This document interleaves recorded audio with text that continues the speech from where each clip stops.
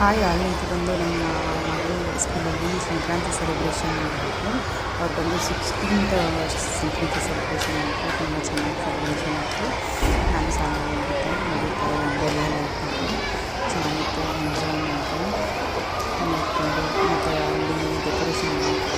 ಮತ್ತು ಒಂದು ಶಾಲೆ ಕೂಡ ಸೆಂಡ್ ಮಾಡಬೇಕು ಅಂತ ಹೇಳಿದ್ರು. ನಾನು ಬಂದು ಒಂದೊಂದು ಕ್ಲಾಸ್ಗೆ ಹೇಳಿದ್ರು. ನಾನು ಪ್ರೆಸೆಂಟ್ಗೆ ನಾನು ಕಳಿಸಿದ್ದೆ, ಬೇರೆ ಕ್ಲಾಸ್ಗೆ ಪಲಾವು, ಒಂದು ಕ್ಲಾಸಿಗೆ ಪಾಯಸ ಈ ಥರ ಮಾಡಿಬಿಟ್ಟು ಹಂಡೆ ಹೋಳಿಗೆ ಊಟ ಕೂಡ ಕೊಟ್ಟಿದ್ದರು. ನಾನು ಅವತ್ತಿನ ದಿನ ಅವರಿಗೆ ಲಂಚನ್ನು ಸೆಂಡ್ ಮಾಡಿರಲಿಲ್ಲ.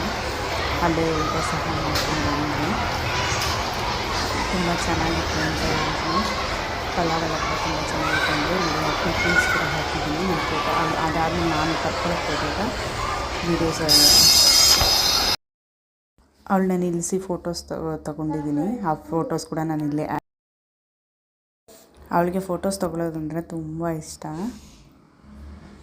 ನೋಡಿ, ಆ ಕ್ಲಿಪ್ಪಿಂಗ್ಸ್ ಕೂಡ ನಾನು ಇಲ್ಲಿ ಆ್ಯಡ್ ಮಾಡಿದ್ದೀನಿ. ಇದು ಬಂದು ಹಿಂದಿನ ದಿನ ಸಂಕ್ರಾಂತಿಗೆ ರೆಡಿ ಮಾಡಮ್ಮ ಅಂತ ಹೇಳಿದ್ಲು. ಸೊ ಮನೇಲಿ ನಾನು ರೆಡಿ ಮಾಡಿದ್ದಿದ್ದು ಡೇ ಇದು. ಹ್ಯಾಪಿ ಸಂಕ್ರಾಂತಿ.